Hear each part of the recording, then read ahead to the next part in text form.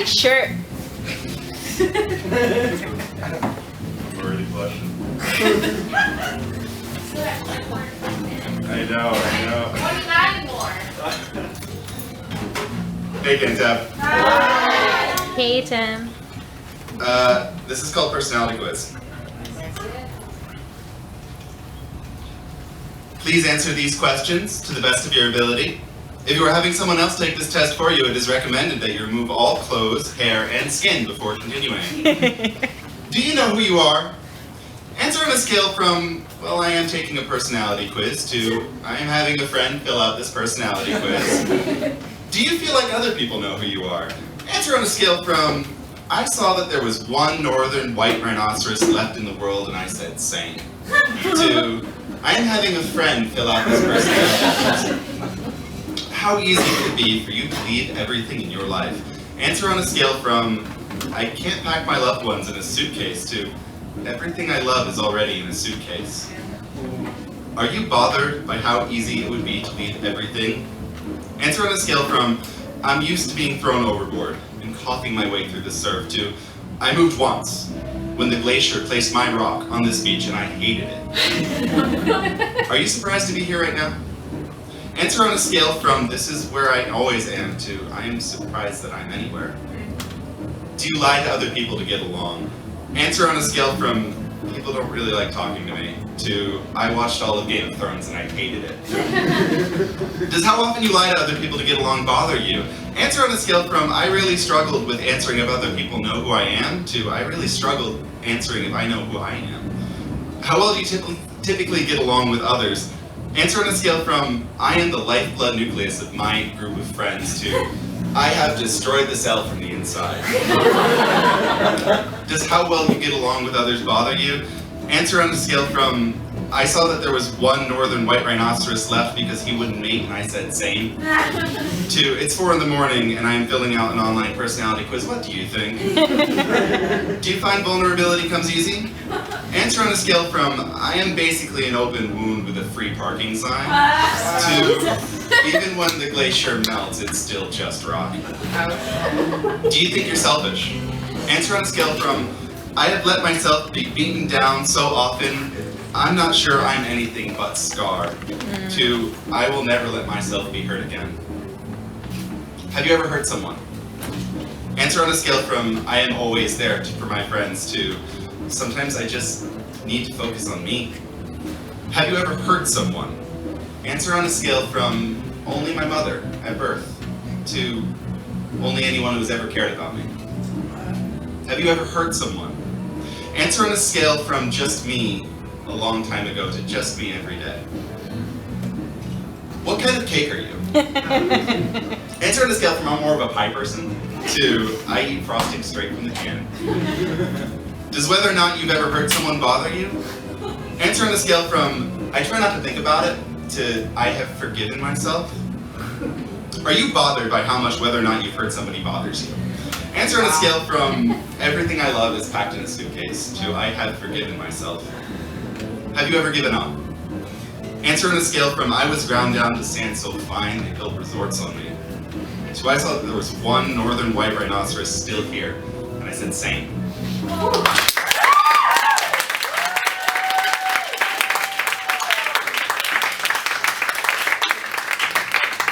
Thank you.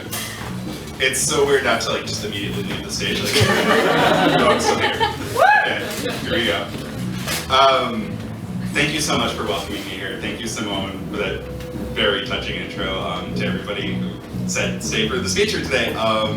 I started coming here pretty shortly after kind of a very long and devastating period of my life, and a bigger part of rebuilding that, we're writing the poems that I performed here, and sharing my story in the opaque ways that I did with you here. And this place has meant so much to me. The friends I've made here have meant so much to me, and I'm just endlessly grateful to be on the stage every Wednesday and tonight as well. So thank you.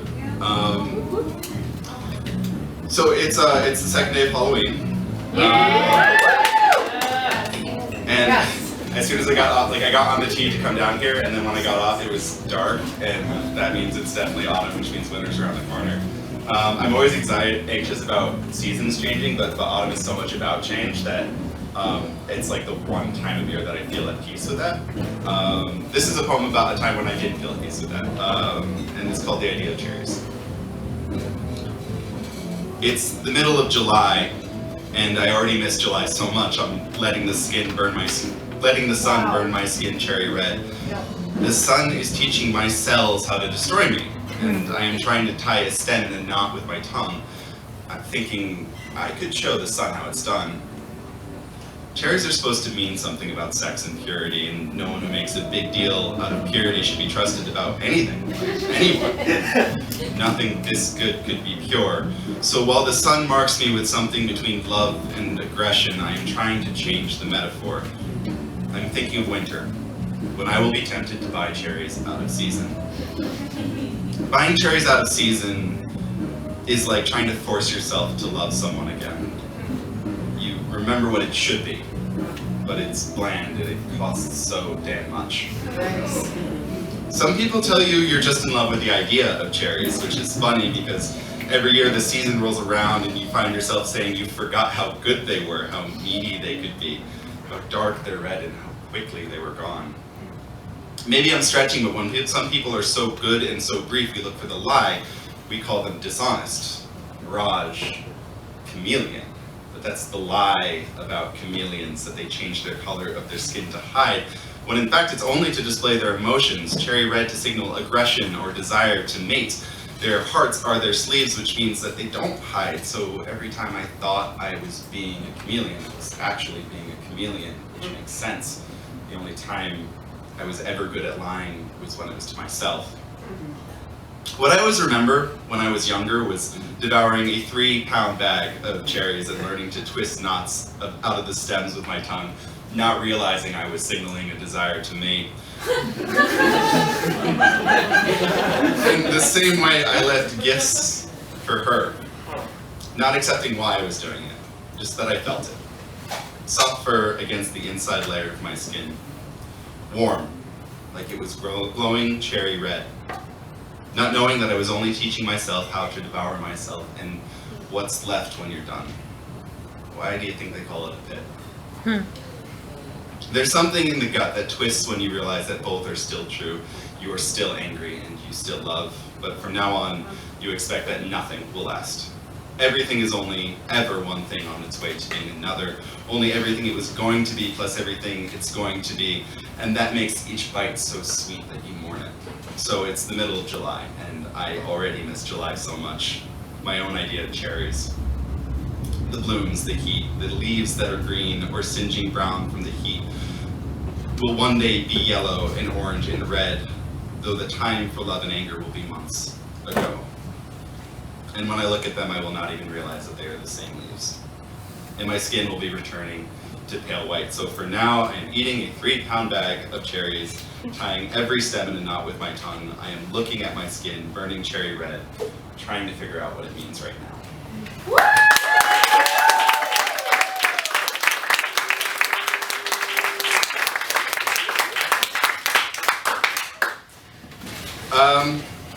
So yeah, 10H.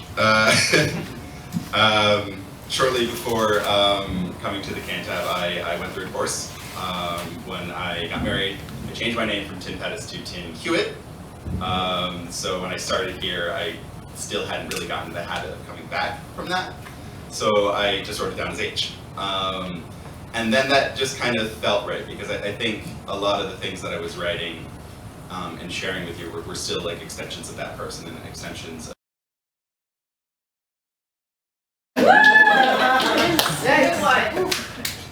If you are the sentimental sort, you may find some delicate items to be non-transferable to new relationships.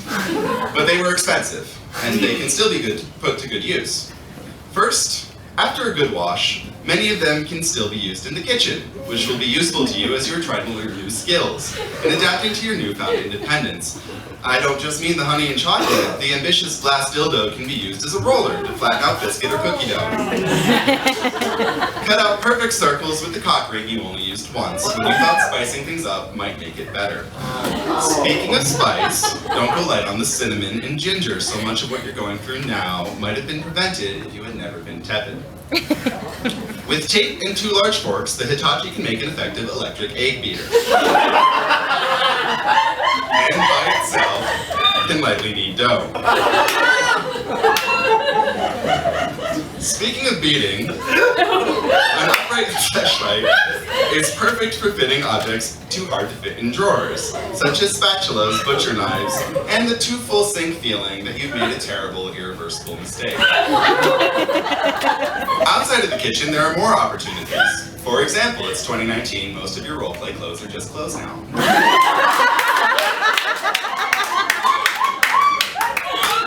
The cat ears and tail will be helpful if you decide to fight crime.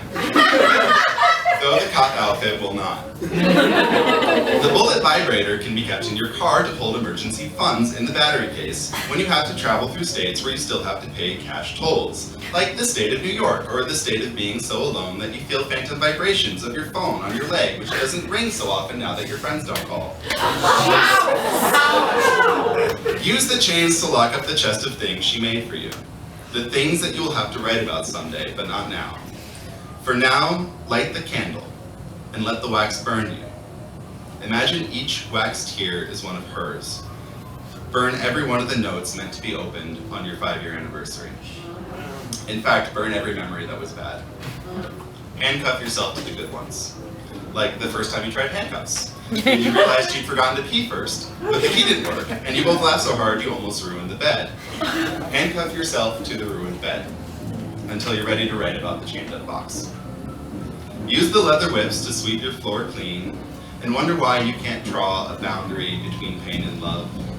Wonder if that goes back to pushing each other down on the playground, because the worst thing would be letting them know you love them, and then realizing that meant you didn't feel loved unless somebody pushed you over and over again. And you still can't understand what it means when someone is just kind. Speaking of playgrounds, the swing. Set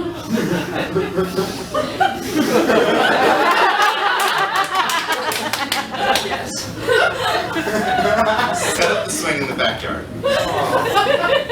Watch the sunset, alone or with someone new. Watch the stars.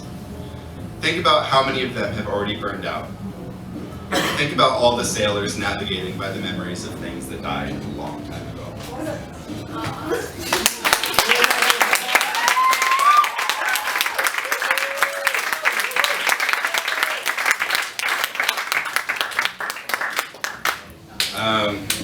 Thank you. So this next poem is this is called "I Wrote You a Letter." This is the title poem from this book. Sometimes you fall for the wrong person, and sometimes when that happens, you know it, and you know you shouldn't talk to them, but you will still invent any reason to do it, like even the silliest reasons. And if you don't really have anybody to call you out on that, there's always that temptation. And that's where this poem came from. This is also, I believe, the first poem I ever wrote. This is called Post. I wrote you a letter so that I could think about you opening it, with your index finger poking into the top corner and slitting the envelope seam. Or so I could think about it sitting on the table by your door, unnoticed, unopened, unread. Underneath your keys and purse, I wrote you a letter so I could think of the way your breath made pause when you saw my name. The ribcage pressure, meaning I suppose I wrote you a letter so you would stop breathing. I wrote you a letter to think about your hands, the length of your fingers, the pulse and palpitations of your heart. And I wrote you a letter so I could think about sitting it where you live, among your clutter of clothes, paints, pens, glasses, case, flowers, dressers, bed, posters, closet, cards, sheets, and such. I wrote you a letter to be among the things you touch. I wrote you a letter so that I could write your name, so that I could trace the syllables, the arc of the letters. I wrote you a letter to think about you brushing your hair out of your eyes to read it, and to think that I could trace the arc of your cheek as a tear. I wrote you a letter to feel how a ghost must feel when it summons itself where it no longer belongs. So I wrote you a letter, but this time I buried it. And then I thought about your hands and hair and name and ribcage and ghost and clothes and teeth and breath, and I hated that I couldn't fall into the earth and speak only to the earth and never wonder if it would get back to me. Wow.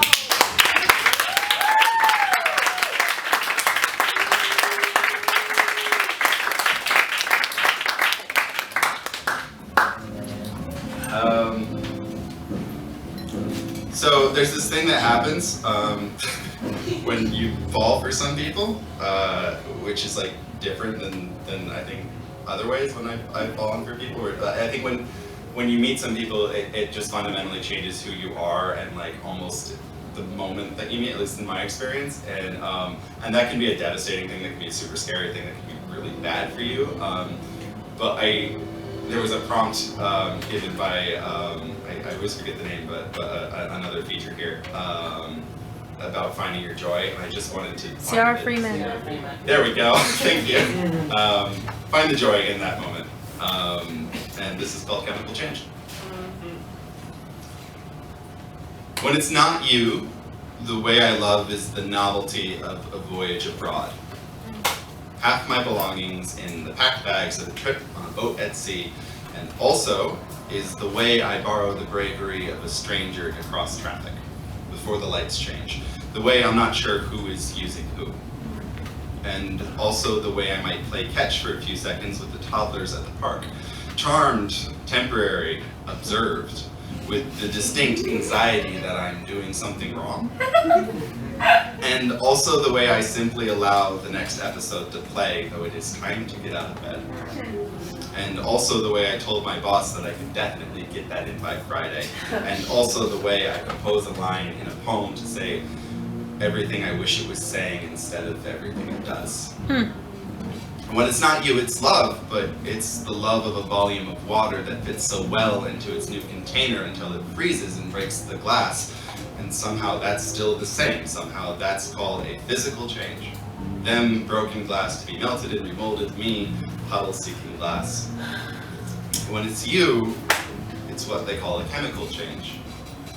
The way I love you is bread turning into toast, and that burns because toast is always so much better than bread. The way I love you is alloy.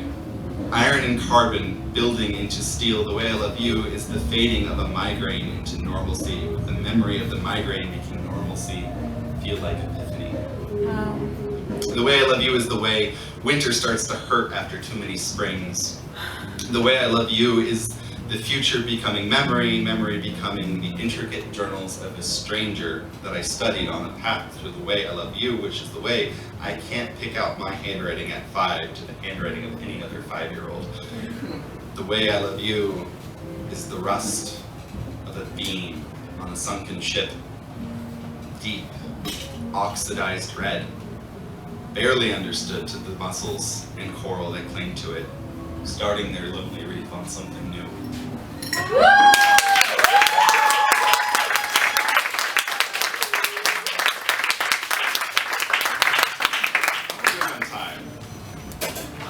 I'm about to walk towards the table. Okay, You got like great. 11 or 12. Okay, great. Yes, you're great. Okay, we're gonna skip you.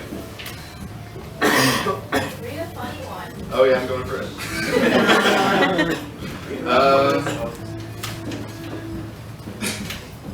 It's in here somewhere. I think I know my own book better, right? So this next poem is about some roommates that I had. Who were very open with their things. They actually didn't talk to me at all. They were like very strange people. I'm not sure if they didn't like me, because sometimes we'd have a really friendly conversation and then they wouldn't say a word to me for months. But they did leave their sex toys in the shower a lot. So I wrote a poem about it, because that's the most passive aggressive thing that you can possibly do.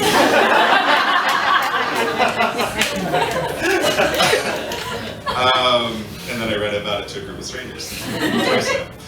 So, this is called Ode to the Dildo My Roommates Keep Leaving in the Shower. It's been a while, intruder. Or is that me? Sometimes it's hard to tell whose privacy is being invaded. And it's amazing how some objects take up so much more space than they take up. But it's been a while since I was surprised by your penetrating gaze. And now I count the days until you disappear again. I text my friends, it's still there. I swear the air is different. The way sex and latex smells different than just sex. The way they conflate have to do and want to do, like sex and love, or sex in a shower, or sex and everything else. We don't talk, but it's amazing how much you can learn about each other in the silence. Preference, temperament, abilities, desires, capacities. And I think we're not so different, you and I. I can't help what I am. I've been kind of a dick too. But all I want to do is make people happy. So when I'm told I should say something, I say, why should I react? You are clear.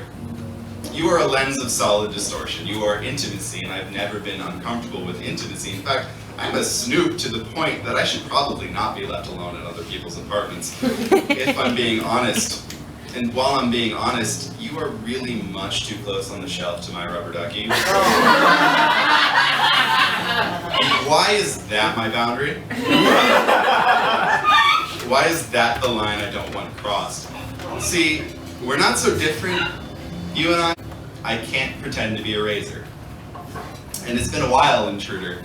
Or was that me? Sometimes it's hard to tell whose space was invaded, and it's amazing how some people take up so much more space than they take up. But if you're there, I swear the air is different, and I swear I'm leaving it alone. I won't say a damn thing. Even if the space you used to be will always be the space you are, all I'm doing here is trying to get clean.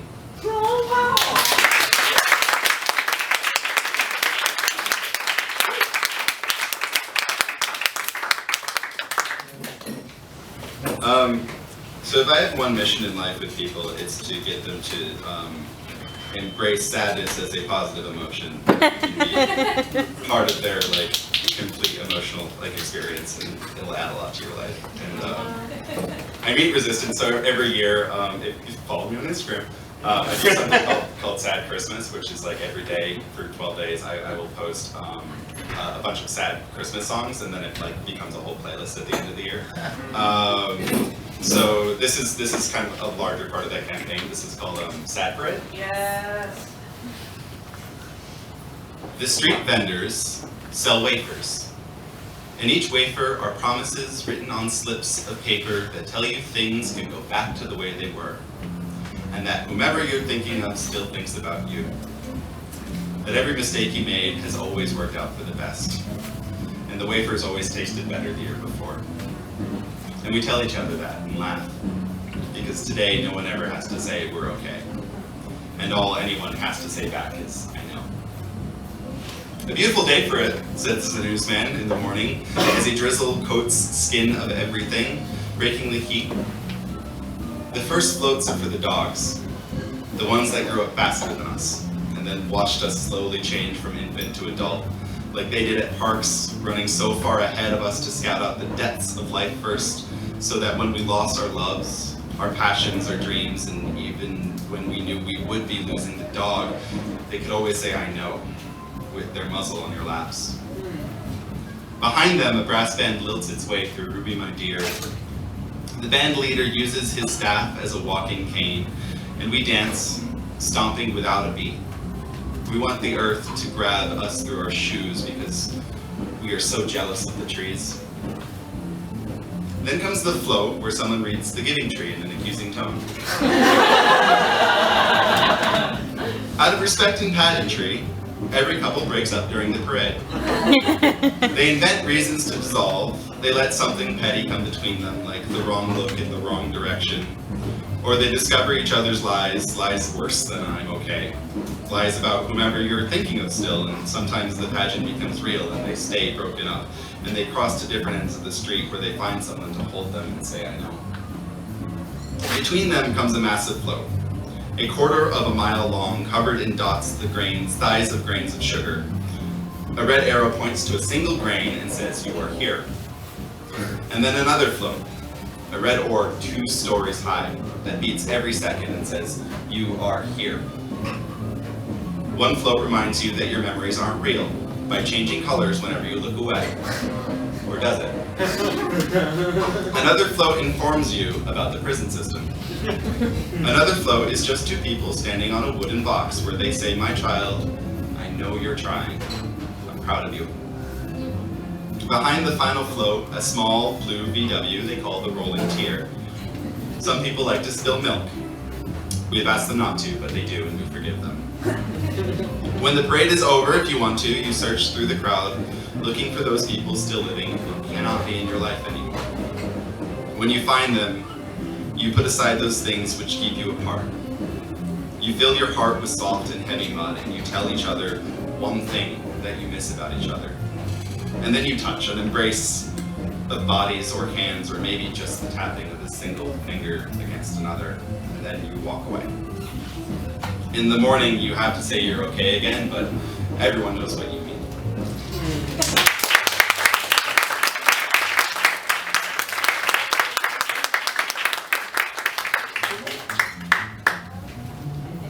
Okay. Okay. Yeah, 4 seconds. Cool. So, good. Means I have enough time for this one. So both of these poems, this first poem, were kind of began with the same person. This one was inspired by something they said, and then the next one is a whole other thing. I'll get to that. This is called Monkey Trap, and it's about trying to move on, like most of this book is. Monkey Trap. You say no one writes poems about nice people, even love poems, which I suppose is true. I suppose it's fair to ask why. I have been fixated on the monkey trap kind of love, because that is how love works. I am a narrow explorer of a hand slipping through thorny weavings, an opening, fist cramped around maybe something bright, but maybe nothing. I will never see it either way with my arms stuck in the wicker basket. It's fair to ask why I don't even recognize love unless it makes me want to chop an arm off. Not that I want my partners to kill me, but I don't necessarily want it off the table. But in my defense, the anglerfish don't read books on codependency, or work on loving themselves, or mind when they are absorbed wholly into the other. They just do what their stupid hearts tell them. They are not alone, so many creatures killed for love and offspring, and the only deaths we really mourn are those that die alone. So sometimes I think that the only thing that makes you human is looking at something you want, desperately, and saying no. Although we've trained dogs to do it too, which seems a little cool. And maybe that's why we tell them not to beg and feed them anyway. And maybe there's that dog inside of me, the one that begs at my table for the scrap of smooth something I can feel. I watch the rest of my group waiting for me. If I could produce it and show them such a gem, they might understand why it held on, fist firmly stuck.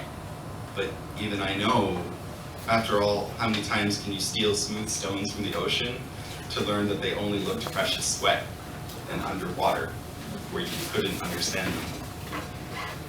And yet I can sit and whisper. I can tell the monkey it's simple, but I cannot find the muscle to let go and be free, and to find that tree where relaxed, at peace with their denials, they write poems about nice people and don't care if anyone reads them. But I want to. And that has to be enough for now.